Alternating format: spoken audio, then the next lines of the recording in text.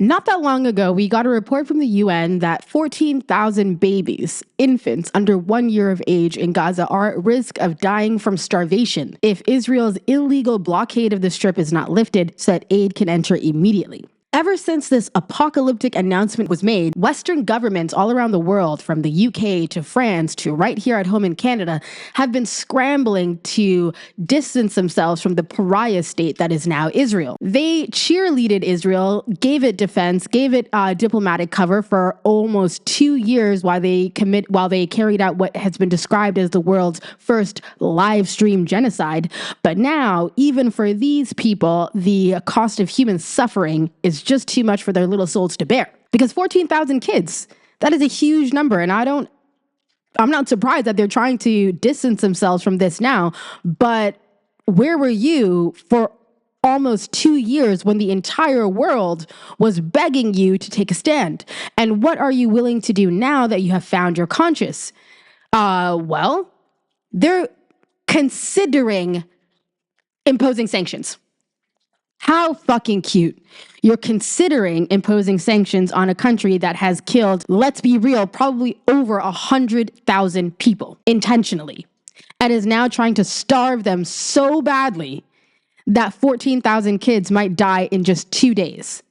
And by the way, while these kids are starving, the aid that they need, the life-saving baby formula, milk, food, medicine that they need is just 2 to 3 kilometers away, sitting at a border where aid trucks are lined up by the miles trying to get into Gaza, but they can't because some roided up 19-year-old IDF soldiers are sitting there with guns pointed at their faces, forbidding them to enter the Strip. And just to give you an idea of how close 2 to 3 kilometers is, it's about a 35-minute walk.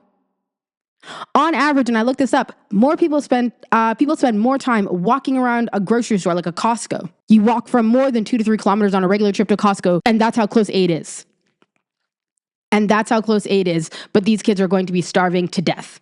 Everyone who uttered that bullshit lie, Israel has the right to defend themselves, even though they are a belligerent occupier in Palestine, where they absolutely do not have the right to defend themselves, because I cannot break into your home, steal your land, and then complain that I need to defend myself when you try to beat my ass.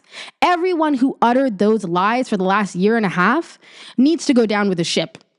We have the documentation, we have the records, so we cannot let these slimy little fucks try to moonwalk their way out of this situation and pretend that they were against this slaughter the entire time. I remember when Israeli soldiers were holding new mothers at gunpoint, telling them they had to leave the hospital and let their newborn children rot in incubators. I remember that.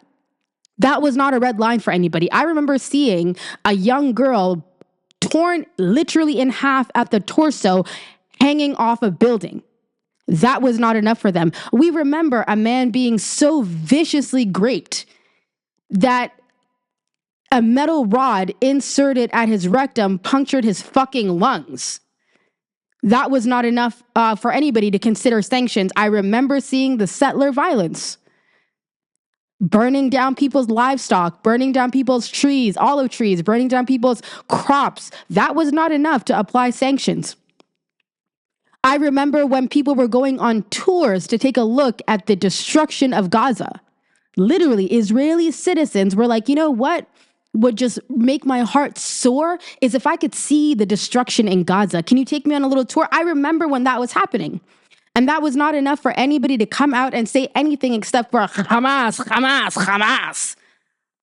And now that we are about to see what has truly unfolded in Gaza, you are all trying to do your little dance and say, oh, I was not with it.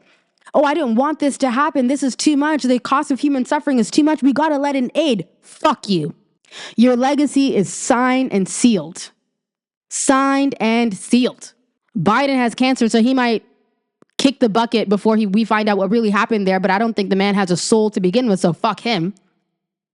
But the rest of you, the numbers are going to come out soon, real soon. And we're going to see that there was probably something akin to a fucking Holocaust in Gaza. You guys paid for it. You cheerleaded it. You defended it. You arrested people in your own countries who tried to protest against it. You've passed bullshit laws preventing us from even criticizing that fucking genocidal state. You gave them cover at the UN. You did everything you could to make sure that this happened exactly the way that it's happened. So no, we don't care about your joint fucking statements. We don't care about the letters you're sending and signing right now. You all have sealed your fate. And all of the fucking content creators that are trying to jump on the bandwagon now, specifically the Muslim ones, eat shit. Because where were you when those kids were screaming, begging for help for a year and a half? I saw fucking the Try Guys do a creators for Palestine thing. Where was the rest of Muslim YouTube? I mean, I know a lot of them were out there, but where were the rest of y'all? Mr. Harry Pinero, I don't go anywhere without my fucking Quran. Where were you? So everyone who stood by, go ahead and stand on business now, because the numbers are coming out. They're going to be worse than anything you can possibly imagine. The population of Gaza was supposed to be 2.2, 2.3 million before this fucking genocide started, and we have constantly heard Trump saying 1.8, 1.9 Gazans. That means that we're looking at about 400 to 500,000 people wiped out at the hands of Israel. And it makes sense because the Gaza Strip is tiny. There are marathons that have a distance larger than the entire Gaza Strip, and it got bombed worse than Dresden, worse than Hiroshima.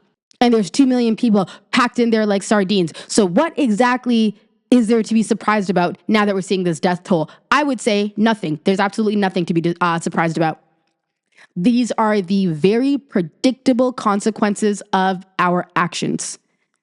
And I am really not trying to hear anybody trying to backtrack right now.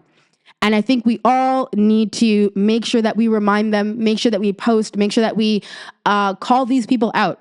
When elections come up in the future, when they try to talk about human rights in other countries, we need to make sure that we are standing up and very loudly pointing out what a failure they have been, morally, legally, even just as a human being, as a person. They have all failed. Angela Davis, I believe, called Gaza a litmus test for the world, and these countries have failed spectacularly. None more so than the US, but everybody has a part to play in this in the Western world and in the Muslim world. The Saudis, the UAE, all these places that were assisting Israel by blowing missiles out of the sky when Iran and Yemen were trying to have Gaza's back. All of you guys, this is your legacy. Never try to pretend that it was anything else, because if you do, real Palestinian supporters will be there to remind you about how you failed these kids and that their blood is on your hands.